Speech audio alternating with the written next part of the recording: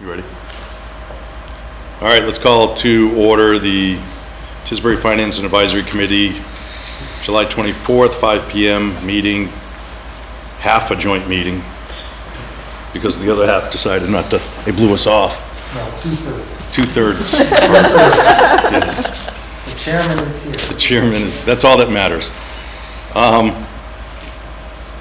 Discussion of chairmanship for FY18. We've been putting this off for, this is the second meeting, so whatever you guys want to do. I know, Paul, you wanted to put it off.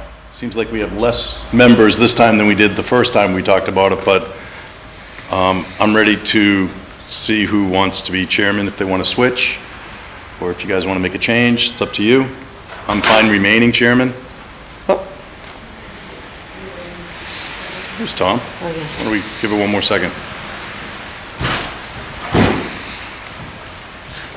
So I would like to nominate Jeff Crystal to continue as chair. And I think you've done a great job, and look forward. Okay. Any discussion? Yeah. Yep. I thought I was finished. I don't think You got it? the Don't trip. worked well in the last year. I think it would be appropriate for you to comment on how the organization of the FinCom was done a year ago. How it was done a year ago? Yeah. I don't know, in Nancy's motion, she just said that she thought it was going okay, so why don't you tell me what you felt wasn't going well? Was it the part where I cut you off from talking to the DPW people about your private roads and stuff that you wanted done? Or was it the part where I didn't entertain questions from you to the assessors because you wanted to talk about the residential exemption that you didn't receive? Or was it the part where you left early? Or was it the part that you were just uninterested? So I don't know what you think I didn't do well last year, because we had a heck of a town meeting last year, Paul. I think that you set it up. I'm satisfied with what you said. Okay, anybody else? All those in favor? Aye. Opposed? Here. Okay. So do we I'm also? sorry. We also do. Don't count in. Don't count Larry. We're electing chair, Chair for next year. and they nominated Jeff, and Paul objected. Okay. Do we need So to, that's 6. do we need to do the, Yes, vice chair? Marty, don't count me. I'll nominate I Mary didn't. Ellen for vice chair. Wait a minute. Okay. would you like to continue? Yes, I would. Is there a second? Second. Discussion? I think you did an excellent job last year. You put a lot of effort into it. And it's a lot more time consuming than people think it is. So, Well, I think it's really important to have someone who's, who's available for other, when you're not available, and participates with you in some meetings. And you've done a great job, Mary Ellen. and Mary Ellen and I meet, so we cover things as well, so. You don't even know about it. Right. Yeah, and you, for coffee. and you commit a lot of time, so we appreciate that. Thank you. And I'm sorry, who nominated in second? Jeff nominated. I nominated. I seconded. Thank you. Any other discussion? All those in favor? Aye. Opposed? Okay, and do we do clerk as well, Marnie? We haven't done a clerk, have we, before? That's all right. If you catch it, we'll come back to it. All right, the next thing on the agenda, and I know we've got a big agenda, Melinda's here. Hi, Melinda. Can I open the meeting of the Board of Selectmen? Quorum, over, on my side. Awesome, thank you. Yes. Nancy was clerk. Okay, Oh. so somebody want to make a motion? Would you want to serve as clerk? It's sure, if you'll tell me if I have anything I'm supposed to do. Well, besides you did the voter guide, which right. was crucial. Excellent. So somebody want to make a motion? So moved. Second. Discussion? All those in favor? Aye. Perfect. Next is the State of Tisbury. the town assessment, and this agenda goes somewhere, because if you see after the state of Tisbury, there's the school presentation and update. So I know John's here, and Anne Marie left us a little letter that talked about a little portion of it, which is the first part is the town assessment. Needs to pass out. I will pass this one out too, yeah. So this is a different agenda than we had previously. The updates on meetings with. Oh, yeah, we can talk about that one too. You guys might have the, Mikey, my old one. Larry, what's the town hall Wi-Fi password? Which you don't want to say on TV. Tisbury, one, What is it? M? exclamation. I have one, thank you. Yes. So Say it slowly Oh, again. go ahead. Sorry. M? I'm getting it. All right. If you would write it on a scrap of paper and hand it over, that'd be Yeah. great. All right, so the first one's the town assessment, and I know John Snyder has a letter from Anne Marie that talks about a decrease in the town assessment of, 2%. And Henry's letter has a couple of details to it. I want to read it to you and then pass it out because it's a lot of information. She says, after reviewing our sales analysis for fiscal year 2018, the overall value for Tisbury will be reduced by approximately $55 million, resulting in a decrease of 2% overall for the town. This is the result of sales of properties during the calendar year 2016. These values are not certified as of this date, so they are subject to change. But what she doesn't say is that reduction in assessed value will result in an increase in our millage rate. And because there's some moving parts, she didn't go into that piece. She also says the residential exemption percentage is currently 18% of the average residential assessment. If the Board of Selectmen were to reduce the percentage, the tax rate will decrease minimally. This will not lower the amount of the tax levy to be raised or voted on at the annual town meeting. So let me give you copies of these. And I attached to that table showing the impact of the change in millage rate using different residential exemption rates. so the decrease in the assessed value increases the millage rate a quarter per 1,000. That's probably about right. I don't have the number in front of me. One for Tom. 1/4 meaning 25 cents, or 25 1/4 meaning 25 25%? 25 cents. 25 cents per thousand. Thank you.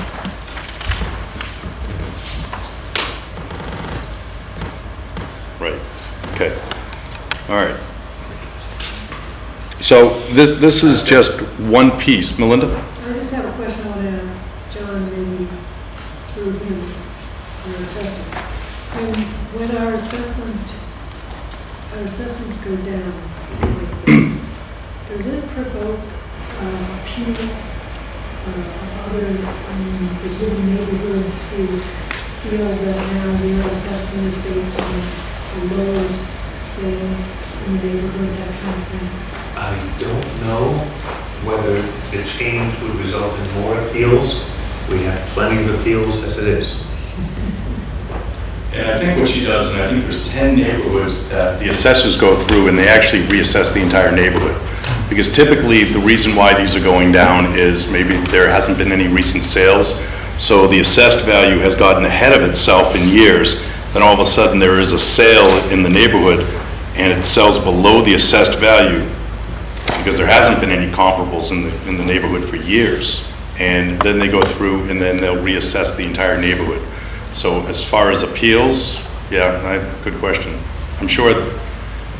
They happen all the time, all year long anyway. Yeah. They're appealing their taxes, their property Usually taxes. they're appealing the assessed value, Okay. which is what drives the tax bill. Okay. Any But if questions? it's going down, the chances of them, people asking for an abatement, it goes down, isn't it? If their neighbor's assessed value went down, but theirs remained the same, they would, They might, yeah, I see that, but you're talking about districts or parts of the Neighborhoods, town. I think it's in neighborhoods, that they go through, they'll reassess the neighborhood. Now, I mean, a neighbor can look at their tax bill and not notice, one, that it went down because they're not familiar with it, or two, try to get even a larger one, if it did drop a little bit, saying, look, the reason why, they can, for any reason, I'll call your attention to the table of numbers I attached on the back, which just said what would happen if we had a residential exemption right now to 18%, the bottom line on the table, of 16 or 14 or even 0. And as the residential tax exemption goes down, the annual property tax bill for a resident goes down as it does, as it goes up for the non-residents. John? Does that make sense? No. Repeat that. That looks backwards. It goes up. I think I screwed my table up. Because wouldn't it be the resident would get the exemption, so theirs would be less? Resident gets the exemption. I think I screwed my table up. Yeah, let's get it back. So if you're decreasing it It's, from what 18 to is 16. labeled resident is really the non-resident. What is labeled non-resident is really the resident. Okay, right. That makes sense. I beg your pardon. Paul, do you have a question? We already answered it. Yeah, and the overall millage rate goes down, but the total residential tax remains the same. Because the residential tax exemption only changes the balance between residents and non-residents. John, Minor. What's a mill rate? The millage rate is the tax rate per $1,000 of assessed value. Thank you. what's going to happen with these tax rates with the new school? We're not there yet, so let's, But in one word, we're two away, so Yeah. we're two away, and that leads into the presentation, so yes. we're actually close.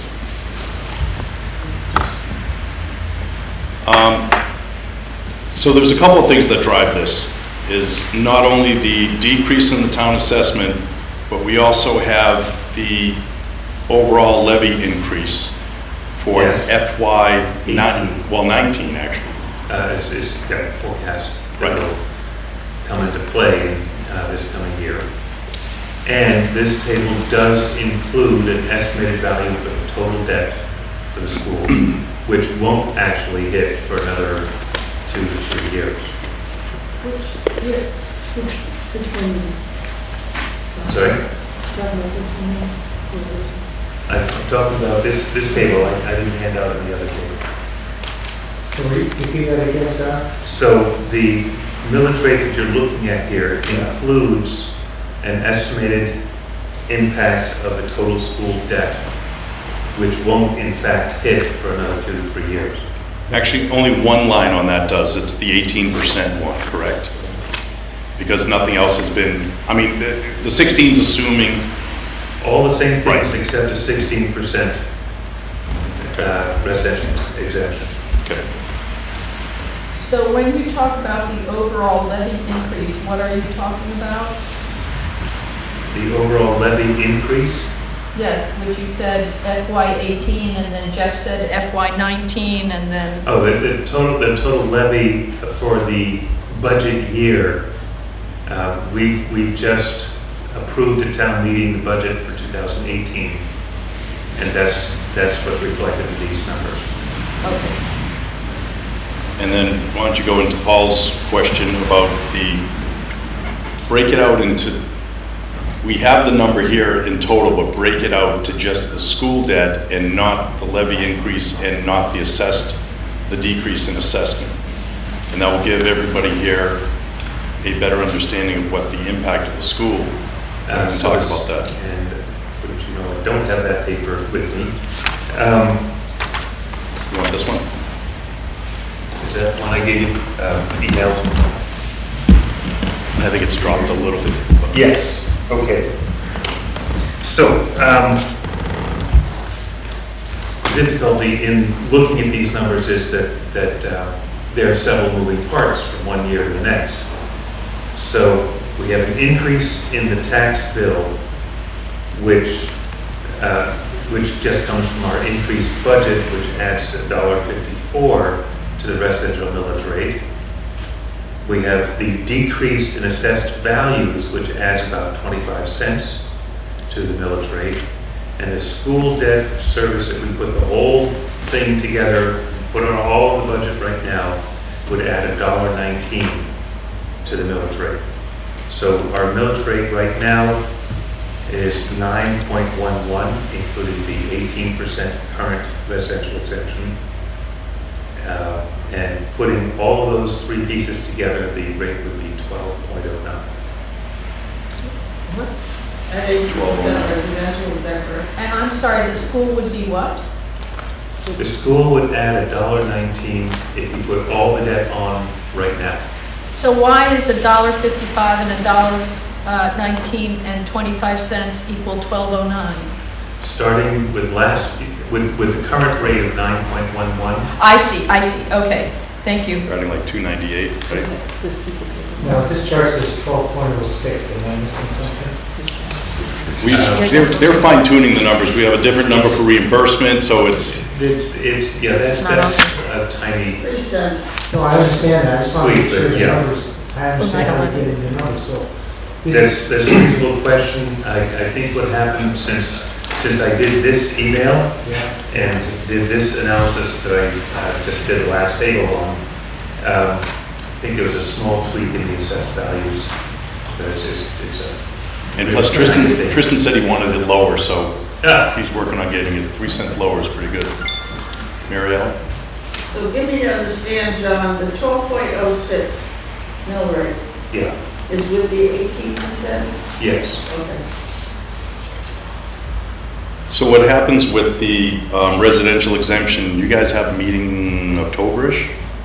November-ish? I think it's November, early Yeah. November. That they'll get, the selectmen have a meeting in early November that people will show up and they'll argue for the residential exemption, they'll argue for the commercial, they'll do the shift and all that.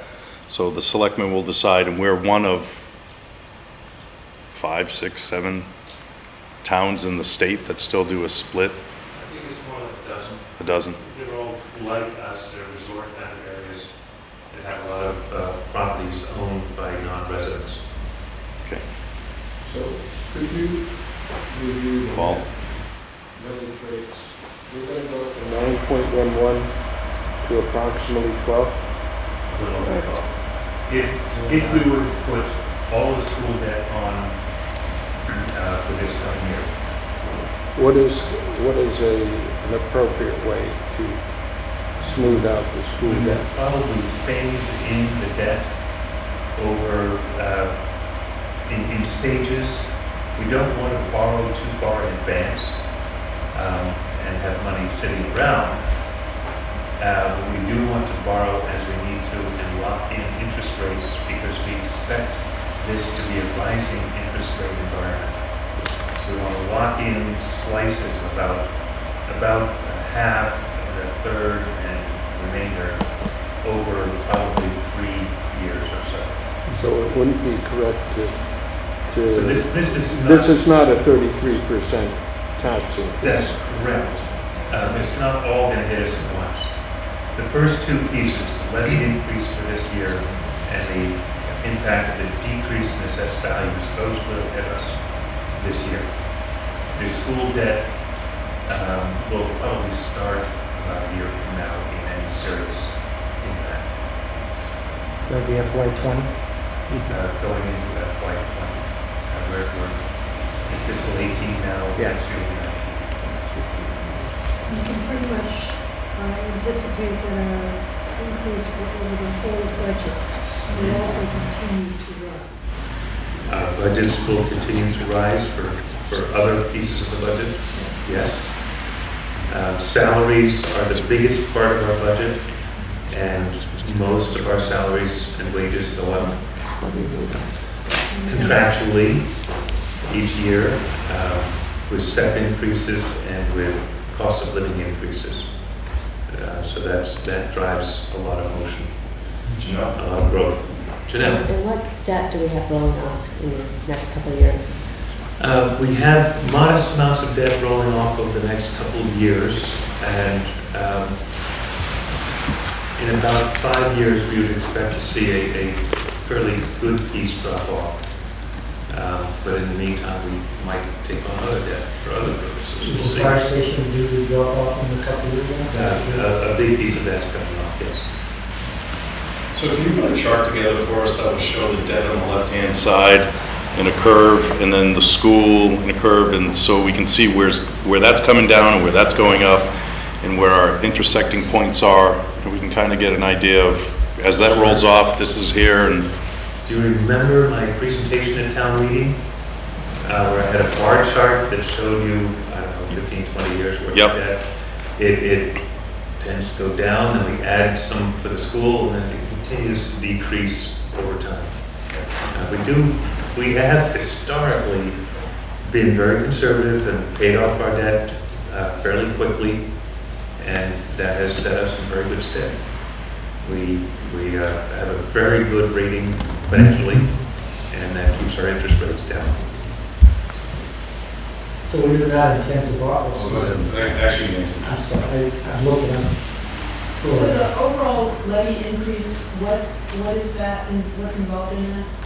That's our budget. That's the cost. That's really our budget and all the money we decided to spend at town meeting for other things like purchases of capital equipment. Did you say 2.5%? That's reasonable. 2.5% is a good number. Okay, any other questions? Larry? So you expect to borrow money third kind of thing, or fourth? Actually, a little more front-end loaded, about half, a third, and the remainder. Okay, and you expect the interest rates to go up? We do in increments. I'm looking at probably 4% for the first piece, and maybe as much as 5% for the last piece.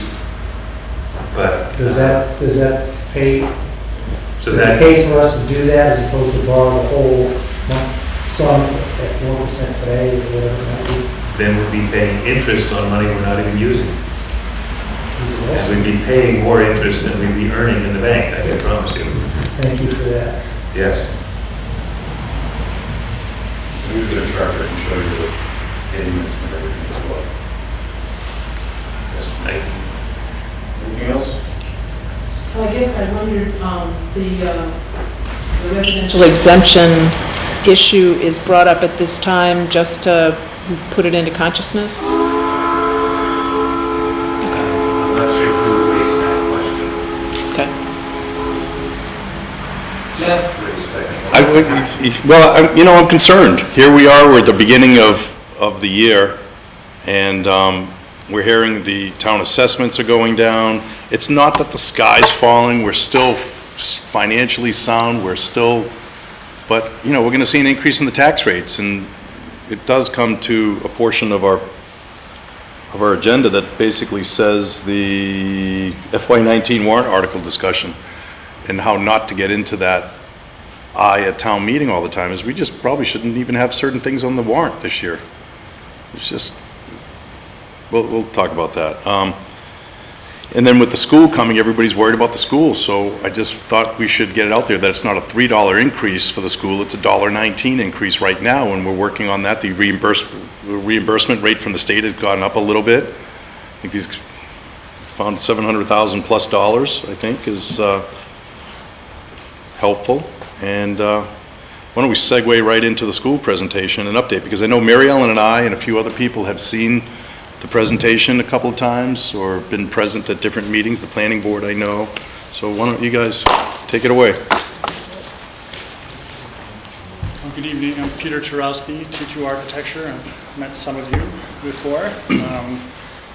we've been working on since September, and we are, as you may know or may not know, that the study, or what you've authorized so far is a 3-part study. The first 2 parts we expect to conclude with an MSBA board meeting on August 23rd, and that would move us into schematic design. So at this point, to this point in time, we've really been working with the school, the town, and the MSBA to establish a program, look at options, and define the most cost-effective, most educationally appropriate option. We submitted to the MSBA the preferred option on, I think, June 19th, after a committee vote of 11 to 5 to go forward with a new building. And we had a meeting with the MSBA last Friday to review the preferred option and also to review the program. It was a very positive meeting. We expect written comments from them soon. There may be some impact to the program from those comments. We don't know yet, but the indication from that meeting is there won't be much. It was a very positive meeting overall. So we're just here to give you an update on the design. And as I said, this is very conceptual design. It's not the design yet. We worked to develop a building to a level that an estimator could get a pretty solid number on it. So we're not moving forward and being surprised in the future. Back to the FAS meeting with the MSBA, that really is focusing on program. And this is just a summary of the program changes from existing to proposed. If you've been in the school, you know there are some severely crowding issues, especially in the cafeteria, special needs. Classrooms are very small. So there's a net increase of about 18,000 square feet from the existing building to the new building. This is the preferred site plan. Again, a new building on the existing site. The circulation around the site remains more or less as it is today, with the buses dropping off children on this side, parents dropping off on this side, and visitor parking on this side, staff parking sort of spread around 2 parking spaces, and maybe potentially looking at this as adding to parking. We can satisfy pretty much the parking need on the site. We've created a sort of green spine down the middle of the site and through the building for all the outside play area so that children don't have to move through circulation areas, traffic circulation areas to get to play areas. It's a 3-story building, basically designed with the core educational spaces here, shared spaces in the middle, and then community spaces that might be used after hours during the summer on this end of the building. So the building could be sectioned off here for community use in the evening. We're maintaining about the same or a little more, I think, play area and the same number of parking spaces. We're expecting this to be a 23-month project overall with occupancy in September of 2021. Just a closer look at the floor plan again with the gym and cafeteria, the public spaces with a separate public entrance here, the ability to seal this part of the building off so that people can't have access into the rest of the school. That's now the security is a bit of an issue in this school. There's 13 different entrances into this school, a very difficult building to secure. Administration on the corner here. Again, the core educational spaces, pre-K, kindergarten, and first here at the ground floor with access to play area on the ground floor.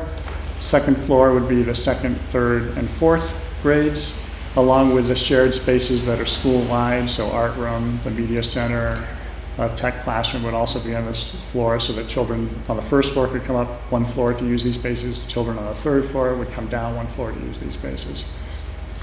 And then the top floor is the middle school, grades 5 through 8, basically with a 5-6 section here and a 7-8 section here. They're scheduled a little differently, so sort of separating them a little bit. Again, this is very early design. This was really enough. The intent here was to get enough information on paper for a cost estimator to get a pretty good, solid number on the building. This is a view from a bird's eye view from the southwest, looking toward the entrances of the building. This is from the northwest, looking along Spring Street, sort of hovering over the public safety building or the fire station. From the northeast, looking toward the rear, in the rear parking lot, there'd be a dedicated service here at the rear of the building, off that parking lot. a view up West William Street looking toward the front of the building. We'd be flattening the grade a lot. The building that's there now, the historic building, the grade was sort of built up around the building, so we'd be flattening it out quite a bit, so there wouldn't be the accessibility issues across the site that exist now. This is looking up Spring Street, toward the front of the building, a little closer in toward the front of the building. And then just some closer in bird's eye views. That's the main entrance. It's the library at the corner here, classrooms over here, classrooms above here, music, art, and gym. And the rear of the building. So we're thinking traditional buildings, building materials, brick, and maybe some wood to try to bring in some of the vernacular island architecture. That's to be studied more in the schematic design phase. Well, this is a 3D flyover that doesn't seem to work in the PowerPoint, so I'll skip over that quickly. Some interior views. So this is every floor has a common area at the core, the knuckle, the change in direction in the corridors, which you see here in plan. That's the flexible use space for small group instruction or project area for different grade levels. These are different views of that. The stage would open to both this and the cafeteria. Second floor, similar space.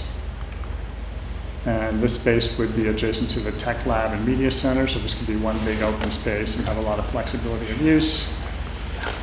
Inside the media center, looking toward the tower, if there is a tower in the future design.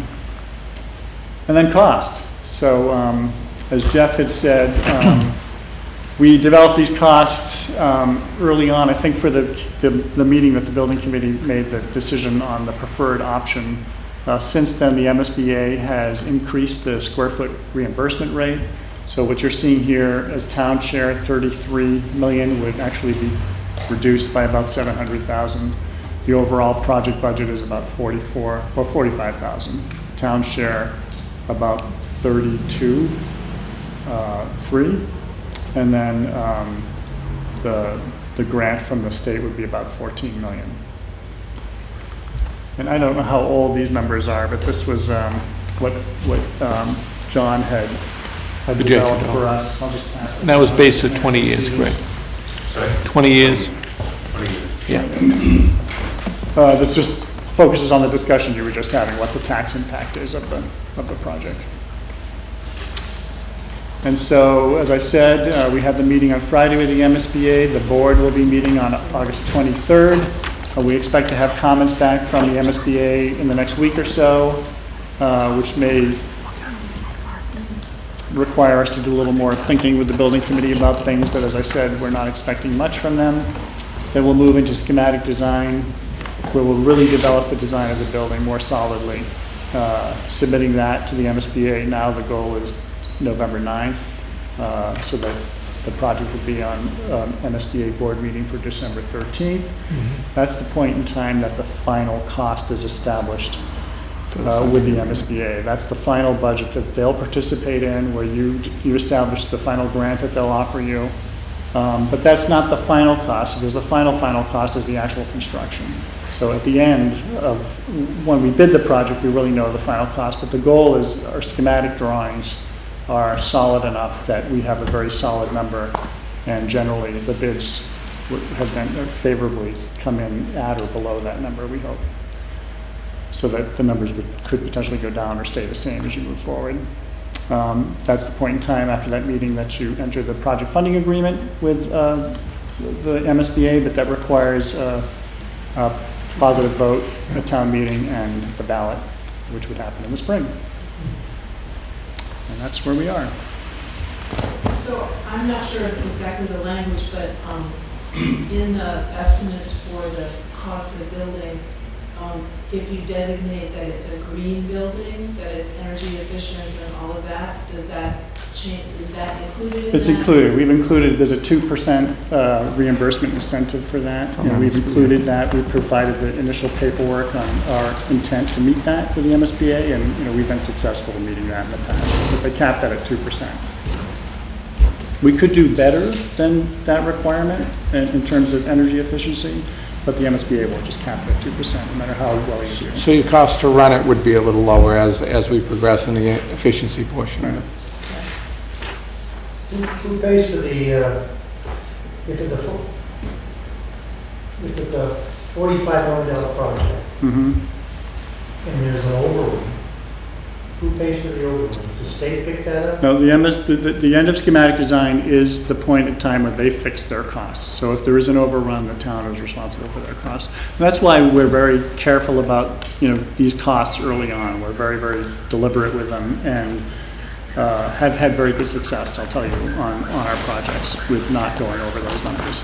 And that includes the escalation, so that, as Peter's alluding to, we're very conservative with the numbers to make sure that, we have a good understanding of the cost impacts with each of the portions of the building as we move forward.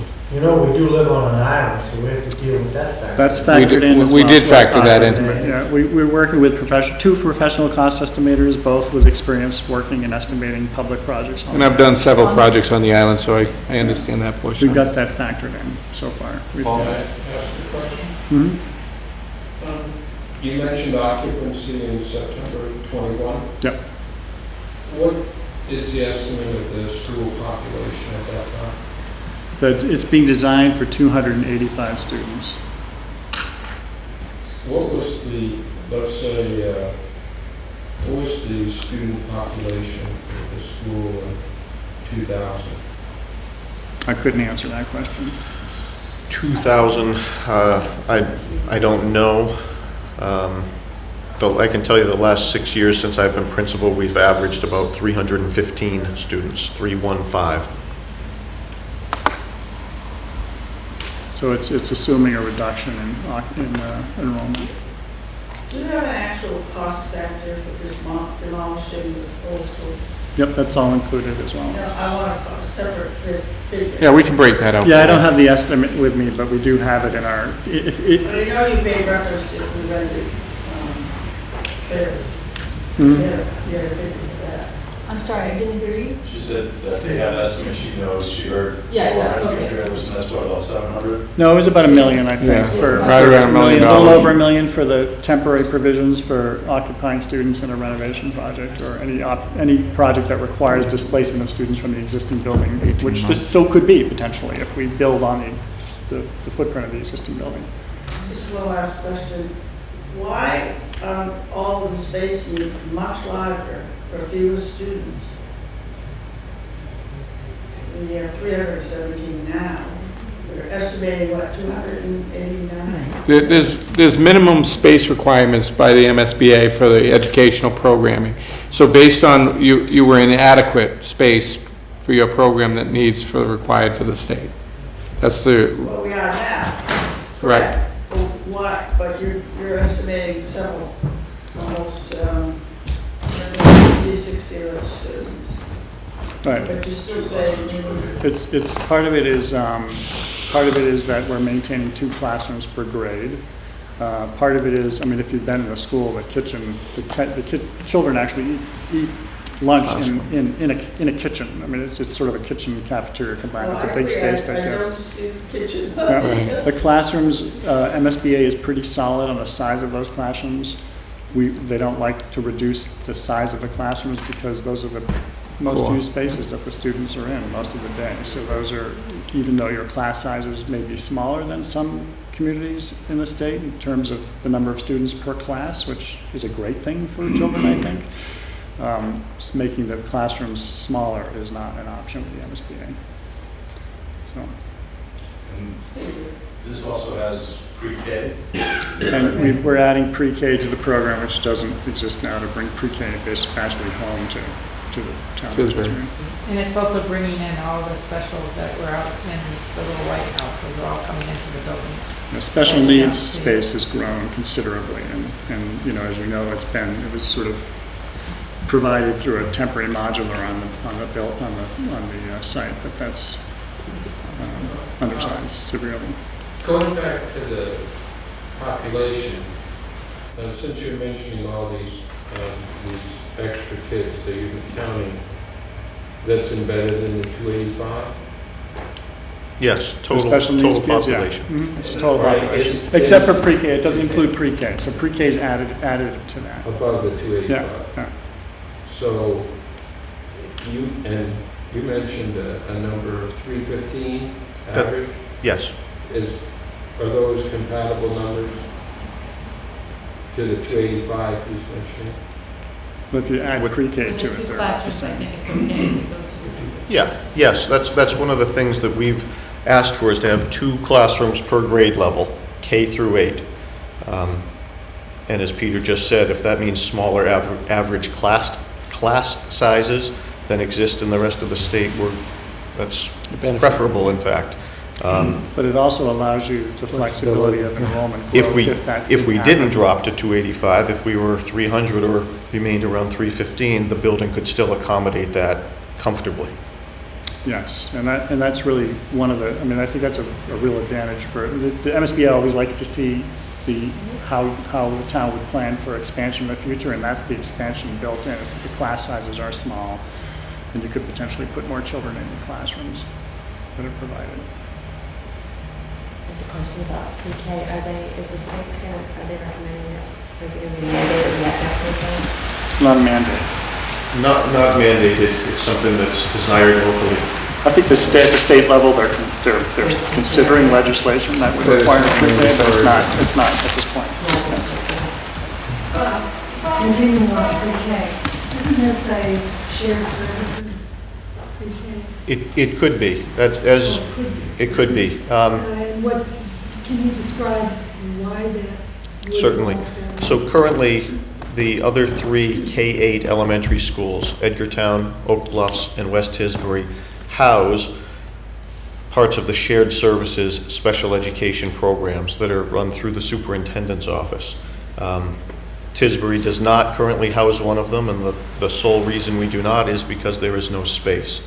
So the superintendent's office has said that if the new Tisbury school has the space for it, they desire to, and we desire that as well. It's only appropriate, we feel. And a pre-K classroom would provide for, because there is a pre-K shared services program currently. So, Question about the pre-K. yes. Does that mean we would be hiring some pre-K instructors? It's- Adding to our town budget? It's funded through the superintendent's shared services. So it's still funded by that? Correct. And we're paying for it now. You're paying for that teacher now. So it wouldn't be an additional program, it would just be housed in Tisbury. But the program exists now. It wouldn't be a new program. No, I understand it, but you're going to be adding maybe 2 more But teachers. technically, they wouldn't be Tisbury school staff members, they'd be But you still- employees. I know that, I Yep. understand the shared Or get rid of the services. strings program, you'd be fine. Oh, please. So they'd So work at the Tisbury school, but they wouldn't be funded through the Tisbury school But site budget. We'll see an increase in our portion of the budget over time. Those positions already exist, they're in it right now. We already Oh, paid you didn't for say, it. I don't think I heard that part. Yeah, the programs and the staff exist now. Okay, so we're just going to pull 2 more. Yeah, transfer, basically. I missed that part, apologize. The other housing, yeah. Do we get reimbursed for the pre-K kids if they're coming, if it's a shared services that are formula? You get reimbursed for the space. The MSBA participates in the space. Oh, I see. Right, That's for the correct. construction of it. Oddly, they don't participate in the furniture for them. I don't know why. It's an idiosyncrasy program, but it's a light cost compared to the space. Tristan, hi. Hi, sorry I'm late, I was at another meeting. What I heard was that, the price that was given was a high price, meaning conservative, I guess is the word I wanted to use. I listened to Ian Atchison at the board meeting we had at the library, at the building committee meeting. I just want to know, I know everything is viable and nothing can change, but the construction costs, which are the largest cost there, how that is looked at, spec'd out, and bid out to some extent, to me is very important, because I'd like, as much as we can get this price down, I think I don't think there's anybody sitting here, I don't think. I get it, we don't want to skimp, and we need A, B, C, D, and E for the kids, and I mean that sincerely, not facetiously. But that to me is what, I hope we're going to look at, And, you know, I'd love to see this thing, you know, like I say, come down some without, I don't want to throw the baby out with the bathwater, if that's a horrible expression, but I don't want to do that. But I also think that we need to sharpen our pencils and, you know, once now that we've agreed, the school committee has agreed that this is the direction, the building committee, this is the direction they want to go in, still has to get by the town ballot. So I think one of the ways it can get through the town ballot is if the community, and I'm sure you all will, so but I'm just putting this out this rhetorically, that we've sharpened our pencils and spec stuff out, and for each part of that construction, making sure that, you know, we're getting the best bang for our buck at the best price. And to me, you know, that's what we've been assured all along, that we, in this process, and I've sat at many of the meetings, that this is going to happen. So I'm just putting out there, I really, you know, I want to see that happen. Right, so I could speak to that a little bit. So we're entering schematic design when, you know, a lot of decisions are going to be made, and part of the requirement, part of what we do, and really it's a requirement of Mass General Law, is that we go through with the building committee and look at life cycle costs of decisions you're making. So you can make a decision based on first cost to build something cheaper, as long as you are educated about the long-term implications of those costs. So we'll be working with the committee to make those decisions and presenting that information. But, you know, every time you make a decision for lower cost, it may have an impact on long-term cost. Not always, not every time, but sometimes they're equal. It's just aesthetics or something, or you know. And I get that, and I get what's being presented. You know, is based on what people feel is the optimum system for the children. But having said that, we've also been told that we would look at this and that there was flexibility. We've been told that all along by all of it. Right. So I just want to remind people of that, so we just don't sail in and, okay, it's 33 point whatever, and this is where we're headed. That number is obviously an estimate, and what our job as construction managers is working with the architect. We're going to look at every facet of this building and to see where we can make good, efficient decisions on trying to reduce the cost and the impact to the town. Our goal is to do that all the way through till we get to the bid, and then solicit, you know, general contractors and make sure that they're hungry for this project, so we get even better value at the end of the day. So good. Just to sort of, you know, what Peter was saying was you can make material choices, but these guys are going to struggle to keep to this number, not bring it down, just not let it go up. And so we should know going right now, if you're not comfortable with that number, don't have any illusions it's going to go down. So before you two came, we had a broader discussion as far as the town of Tisbury. And we can talk about the kids, sorry, John. We can talk about the kids and how wonderful it's going to be to have a 30-minute lunch rather than a 15-minute lunch. But we've been looking at the town taxpayer. So to Tristan's point, will it pass in the ballot, things like that. So we looked at the town assessment. We talked about that for a little bit. We looked at the levy increase for our FY19 budget. We looked at that, and then we're looking at the school assessment, this school project and stuff. So we're looking at it as a whole, not just to relieve the school and try to, they dropped it $700,000 because the reimbursement went up. I mean, I get it, we're being reimbursed a little bit more, the project's not coming down. So we're looking at it, how do we help? We know this is a huge number. I mean, I don't think there's anybody here that's not going, holy mackerel, $1.19 onto the mill rate is just astronomical for us to handle, because you're talking about another $2 with other issues, the decrease in townwide assessed value and the levy increase. So in the high school renovation. Well, that's not even on our table yet. You're right. No, you're right. So we're looking at it as a whole, and there's other things that we have on our agenda. One of them is the special town meeting and the FY19 warrant article discussion as well. And you know, CPC, I hate to say it, this group did a tremendous job a couple of years ago to look at CPC. How do we get the best bang for our buck with the taxpayer? We have to look at everything. So this is the school part, but we are looking as the town part. Ben? Yeah, just one other piece, Peter was saying earlier that, we're stuck within this MSBA framework for sizes of rooms and et cetera.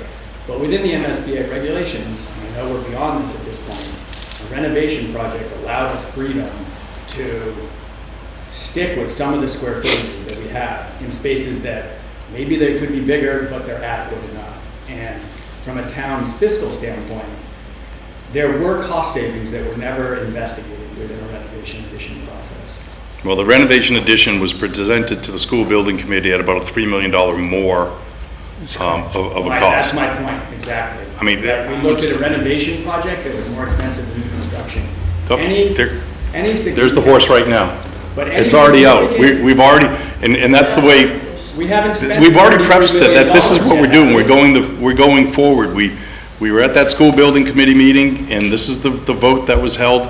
So we were all supposed to get. Understand that there was an ability to look at the program within a renovation addition project that we didn't look at.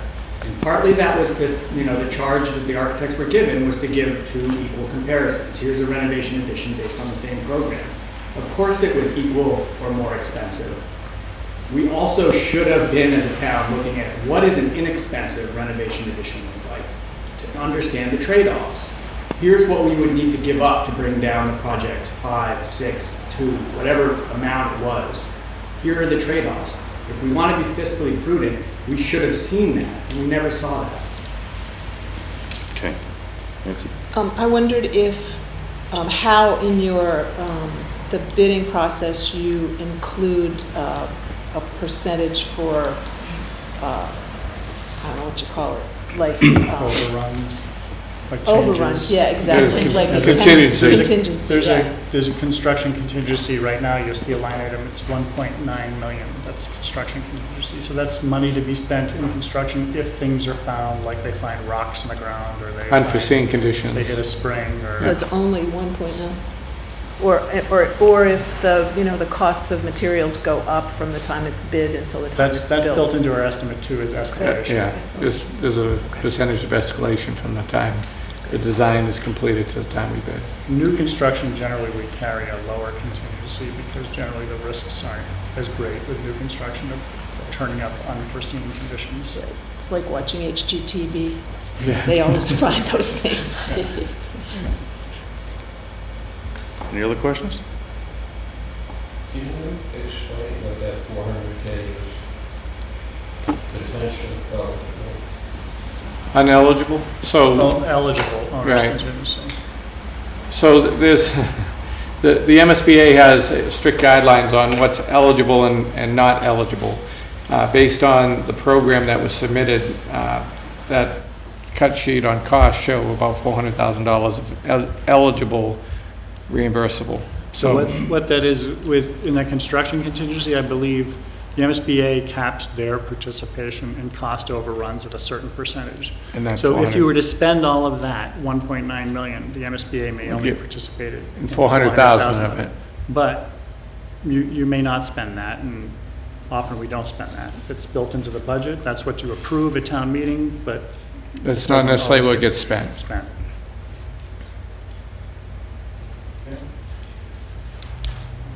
When does this start, just out of, so we go to town meeting, goes to the ballot,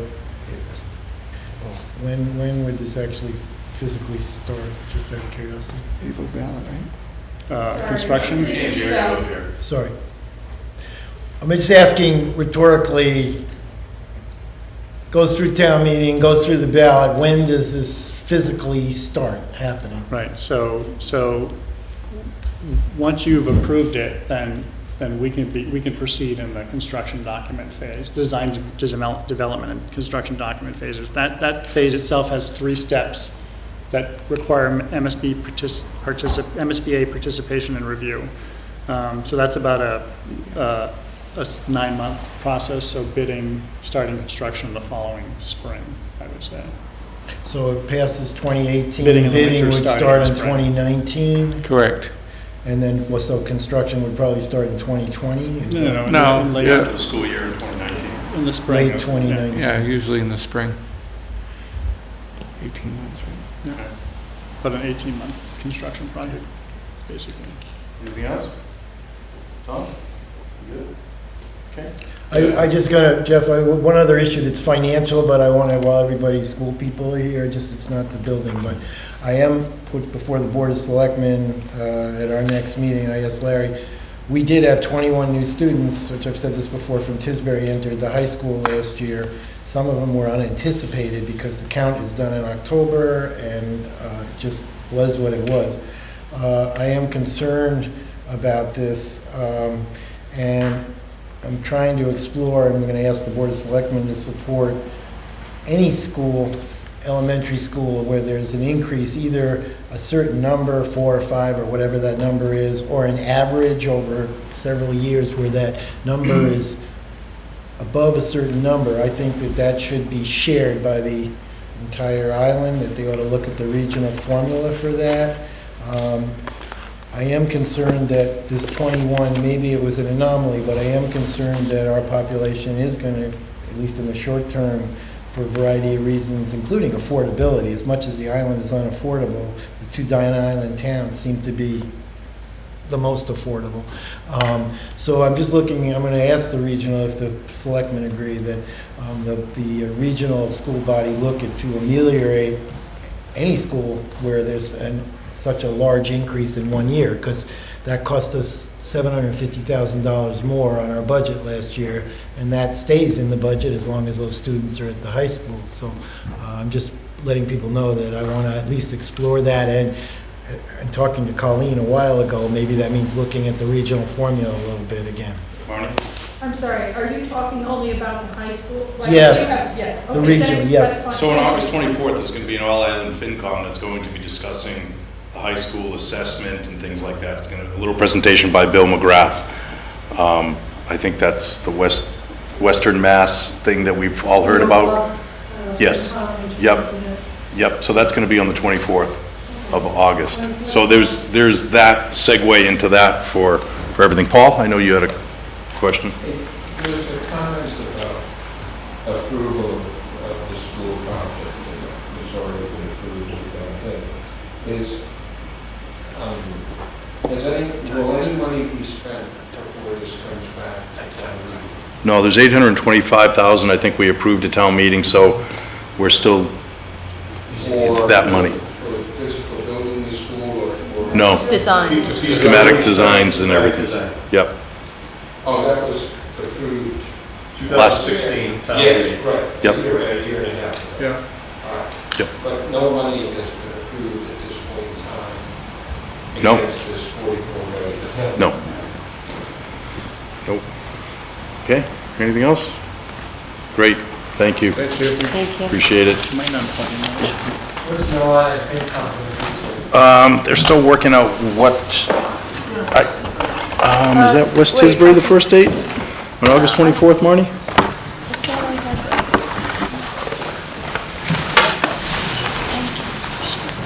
You're welcome.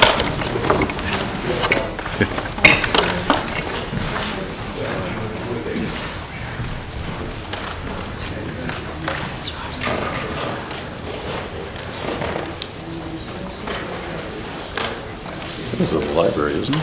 I have,